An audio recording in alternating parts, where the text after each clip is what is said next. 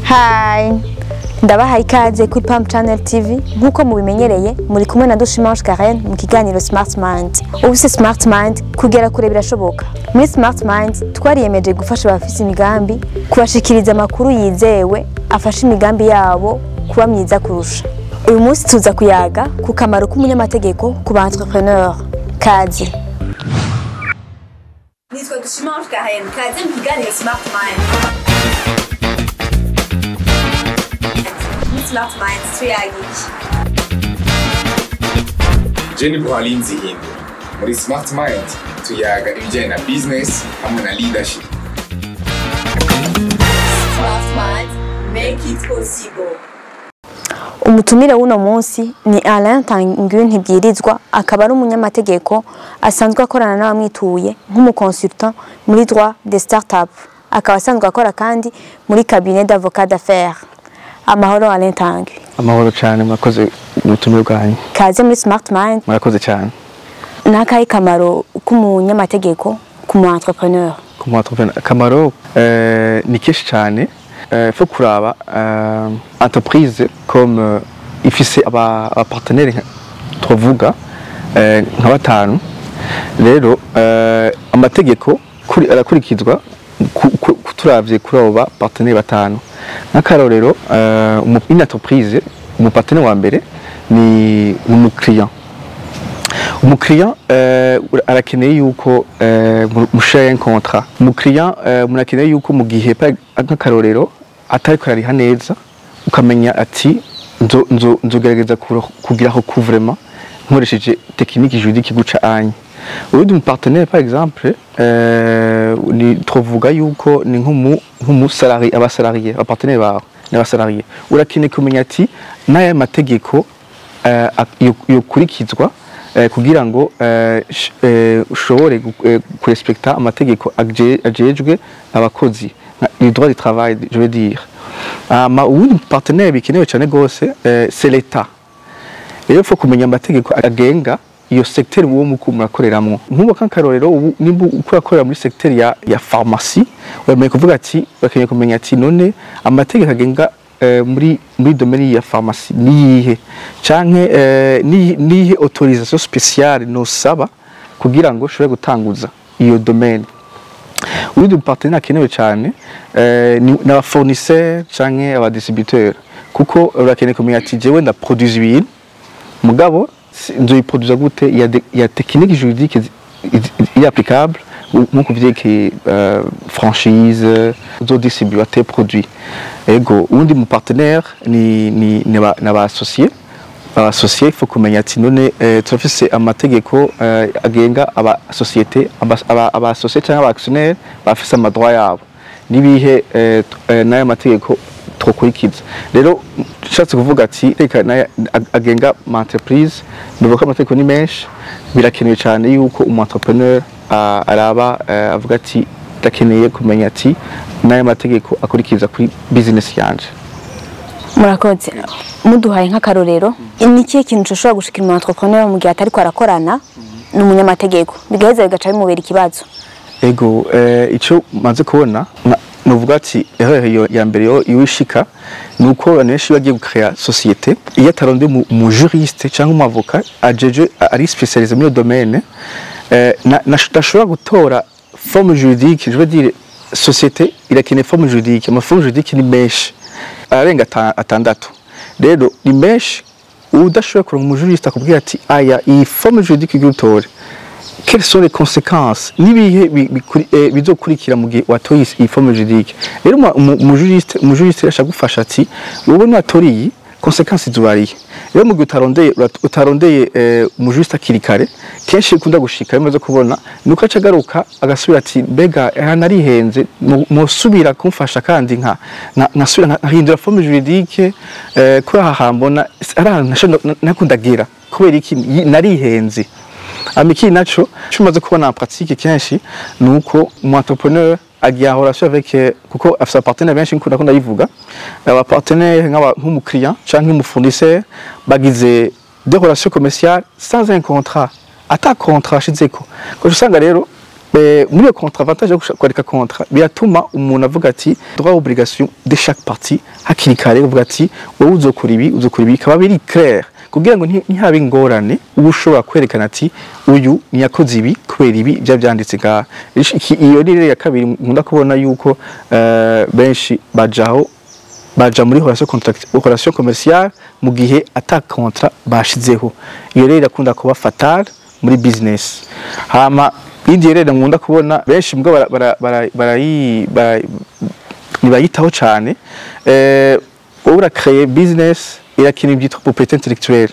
Urashaka ko wavumbuye je veux dire kuvumbura ni nka inventer wavumbuye kintu mugabo nushoboye kugiprotéger. Birakenewe yuko muri business iyo ko ushobora guprotéger kintu wavumbuye muri business biratuma n'abakonkera bawe ubasiga kure.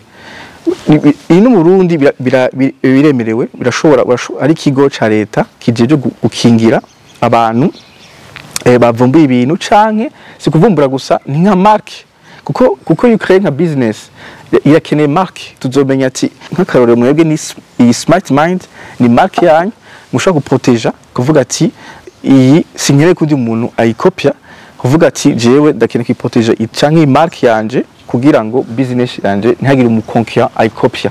Voilà novuga namarere menshi mbwa mushatse vuga kuri ayi onye hama tuzosha kwidevelopa après.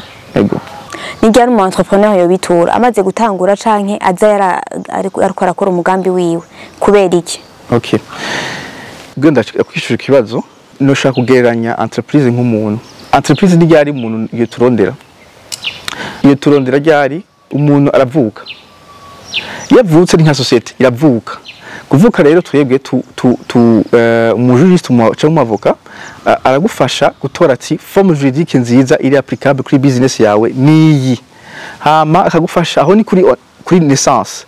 Kuri naissance agufasha d'abord forme juridique iri applicable kuri business yawe. Agufasha ati comme muri abasocié benshi comment alors bavita construire capital social yanyu. Comment est-ce que on va partager vos capital social kugira ngo après ni hazo bingorane aho niveau de naissance hama au niveau de la vie de la société kuko umuntu yavutse arakeneye kubaho au niveau de la vie de la société rero comment est-ce que on va gérer les relations avec d'autres partenaires.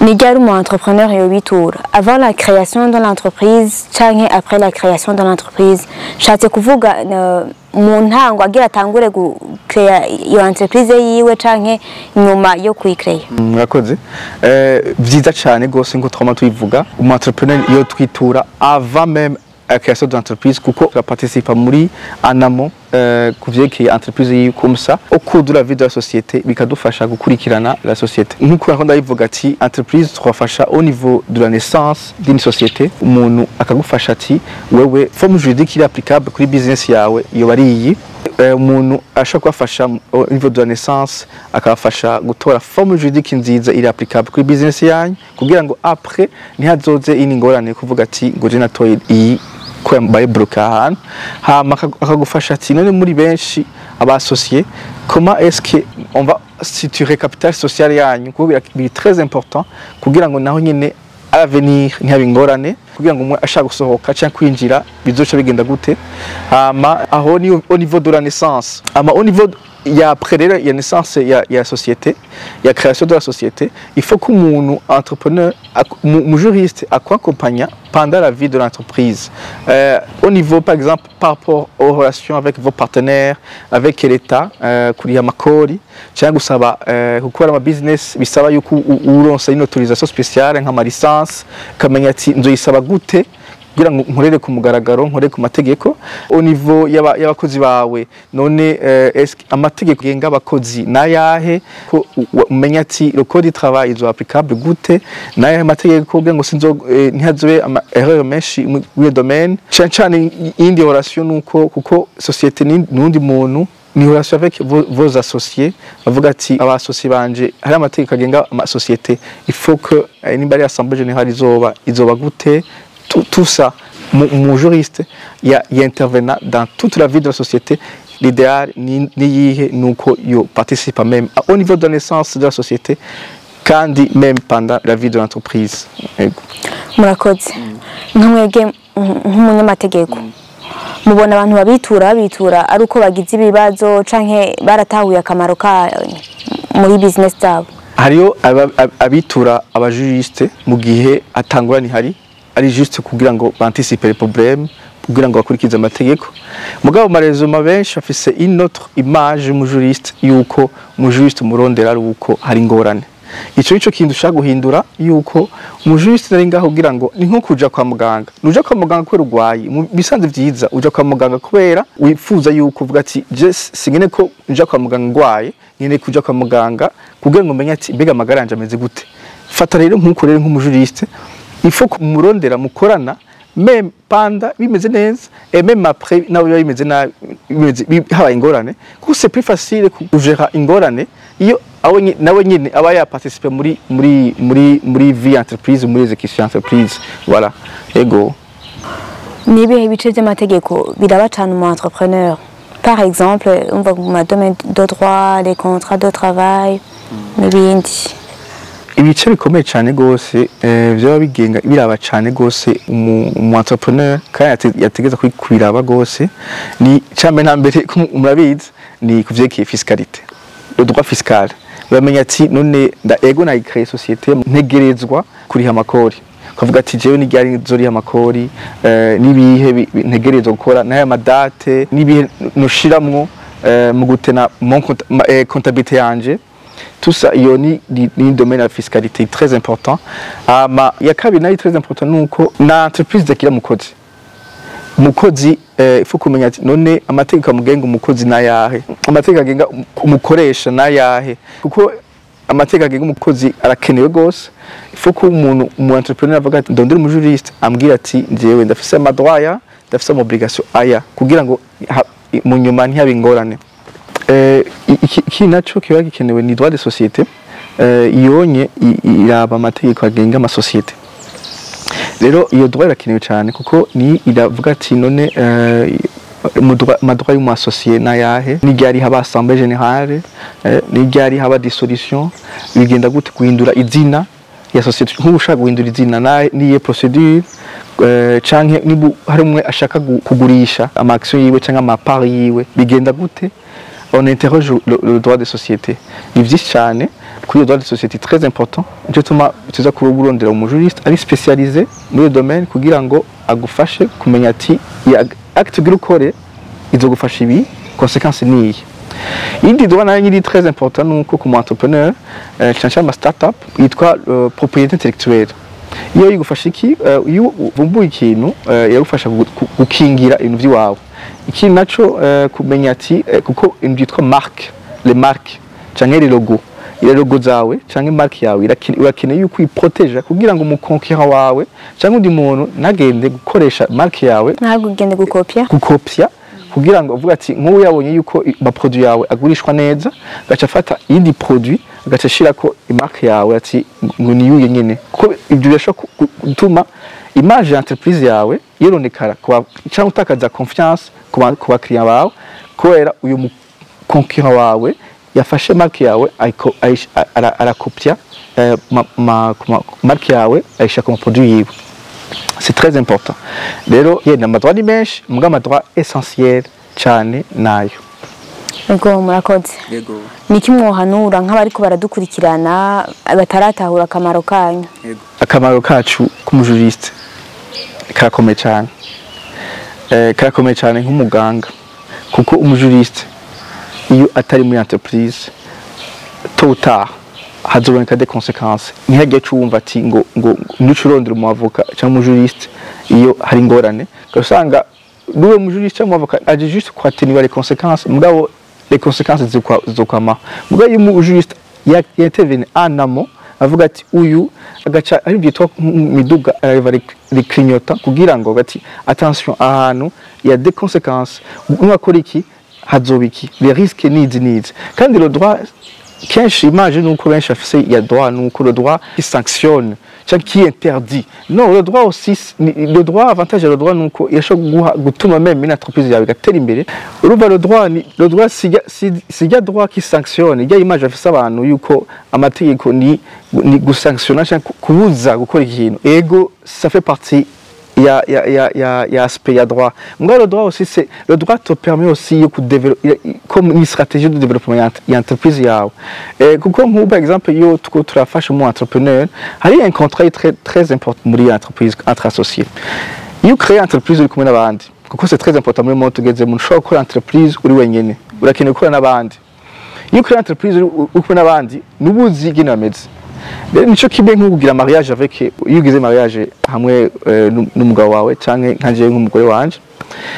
Turasinya contrat mariage, c'est kuvuga ati tuzobana mu mahigwe no mu marushwa. C'est la même chose rero. Il y a un contrat, il y a 3 parties actionnaires. Il y a un contrat, il est très important. Au moins, il anticipe les droits et les obligations, les risques, les conséquences dans le futur. Par exemple, le contrat, il faut qu'en amont, le juriste qui intervient, il faut qu'il contrat, qu'il faut que nous le management, nous la gestion de la société. Nous choisissons, quelles sont les solutions tuzotora mu gihe twoshwana kuko abantu barabana mugabo total ntiyaburi ngorane zizamo. C'est très important yuko m'anticipati avuga ati aha ni twashwana solution tuzo turabaha ati twarandise ahantu ati solution tuzotora ni hama birashika yuko uri mu associé watanga uri mu associé kuvuga ati jewe sinkene kandi ngo muri societe nshaka gusohoka. Niyo kontra iragufasha ati nzo tuzo gusohoka cyangwa kwinjira umuntu mushasha bizogenda guca cyangwa kugurisha kuri prix ya part cyangwa action ni guca. Voilà, tout ça nibwo nishaka kubaho mu gihe utigeze urondera hakiri kare umujuriste abafashe à long terme et à court terme même au niveau de la création de la société. C'est très important. Nkamwebwe mwatubwiye muri aba consultant muri droit des startups. Ariko hari abantu bariko baradukurikirana mbwa batazi akamaro neza ka droit des startups. Ego le droit des startups ni droit shasha umuntu akagerageza ku developer naho itaramenyekana cyane mu Burundi, ni droit ifasha mu entrepreneur akivuka. Iyo droit iramufasha umuntu araparticipa, mu juriste araparticipa au niveau même de la naissance. Nkuko navuze ati société ni nk'umuntu umuntu aparticipa même au niveau de la naissance de la société, akagufasha gutora forme juridique appropriée kuri business yawe. Nimba uri mu visionnaire entrepreneur kavuga ati umuntu agaca guproteja au niveau yo kwandika ama statut ya société. Iki naco nkuko nanayisigura bwa mbere ya contrat très important, izo registre les relations avec tes associés, tes cofondateurs kugira ngo umuntu évite à long terme les conséquences juridiques. Ça c'est au niveau de la naissance. Mugabo quand même iyo umuntu avutse arakeneye kubaho. Alors au niveau de la vie de l'entreprise, umuntu agaca intervenant même pendant la vie de l'entreprise au niveau par exemple quelles sont les relations avec tes fournisseurs. Mu fournisseur wawe mu gihe habaye un retard yo gufurnisa ibyo mumvikanye atari ko presta neza ces services, quelles sont les conséquences juridiques. Alors le juriste intervient mu rédiger de bons contrats kugira ngo umuntu mwese mu fournisseur mu gihe mwinjiye en relation contractuelle amenya ati moi j'ai des droits et des obligations ziringa, c'est clair. Mu partenaire abakozi bawe kavuga ati jewe nzohemba guca, nzokurikiza amategeko agenga abakozi guca, tout ça umujuriste ateza guparticipamwo. Mugabo urazi yuko naho nyine wa créer société urakeneye kuri amakori, urakeneye kumenya amategeko agenga aba entrepreneur kuvyekiye kuri amakori. Uvuga ati uyu jewe nzoriha amakori ryari aha canke aha. Hama urakeneye no kuvuga ati amadroit y'abasosiye n'ayahe. Kuko misanzwe yuko société urafite l'obligation yuko chaque année ugira des assemblées générales. Tout ça chaque développeur, ça c'est au niveau de la vie de l'entreprise. Byashika naho umuntu aragwara canke agapfa. L'entreprise c'est la même chose. L'entreprise ashika mu gihe ikashika mu ngorane. Iyo ngorane yishitse, elle a le droit à créer un outil très important igutuma iyo ushitse mu ngorane kuko entreprise ashovuga ati bwa mbere yateye imbere muga ahantu ugera ugahomba ukuvuga ati urahirane madeni ku abantu wumva ko badestabilize. Le droit te permet yuko uja sous la protection de la justice, iyo bavyita insolvabilité, igatuma yuko bakaguha umwanya wo kugira ngo ushobore kuvyuka. Tu vois, donc ni trois stades. D'abord au niveau de la naissance, au niveau de la naissance, au niveau de la vie de l'entreprise et au niveau de la vie mu gihe habaye ingorane. Voilà, difficultés financières, tout ça. Tout ça, le juriste ateza guparticipamo kugira ngo yatahure l'industrie y'umuentrepreneur wiwe akakoreramwo kugira amenye ati quels sont les droits amategeko ari applicable muri le domaine spécifique. Et c'est très important. Mugabo utabonde mu juriste ari spécialisé muri le droit kenshi nibikunda faut pas gutora mu juriste ari mu généraliste ego. Bakunzi ba Smart Mind turageze muri wa mwanya wa fire questions. Nibiki biranga umunyamategeko? Kiranga umunyamategeko icambere ni le sens de l'écoute. Ni kumviriza iki naco ni la confidentialité kuba discret ego. Nibiki biranga umunsi w'umunyamategeko? Biratandukanye ni abantu bose afise umunsi wawo umugabo ngerageje kuri jewe urabyuka mu gatondo ukasiya un travail à faire ukandika s'il y a des contrats nimba ari uja kuri terrain ukaja kuri terrain ego umunsi uratandukanye n'abandi umugabo umunsi kenshi kunda kugenda kuri jewe nuko. Ni kubera iki mwahisemwo droit de start-up? Gituma nahisemwo droit de start-up kunabonye muri monte tugezemwo ego leta niko yamayivuga leta ishobora gutanga akazi. Il faut que abantu bitunganiza imigambi yabo rero kwitunganiza imigambi yanyu si ibintu biri ari improviste birakenewe yuko mukurikiza amategeko ukamenya bati none quelles sont les opportunités le droit me donne tu vois rero c'est une opportunité pour moi yuko nofasha nanje muri yo terambere yuko juriste bakaparticipa muri développement iyo entrepreneur mu Burundi. Ninde muntu abenspira? Umuntu inspira cyane c'est un avocat au Burundi ari très compétent. Sishise kumuvuga izina mugabo ariyizi ego. Turashimiye mutumire wacu mwakoze kwitaba ubutumire twifurije kubandanya mururanirwa mu bikorwa byanyu. Murakoze cyane ku butumire bwanyu imana nimwifuza kuntumira kandi ndi hano ego. Mwakoze nanyu bakunzi ba Smart Mind nkuko mwavyumvise umunyamategeko arafise akamaro kadasanzwe comme entrepreneur avant la création de l'entreprise même après la création de l'entreprise kuko arafasha mu kumenya amategeko agenga ishirahamwe no kunarikingira naho mu kindi kiganiro.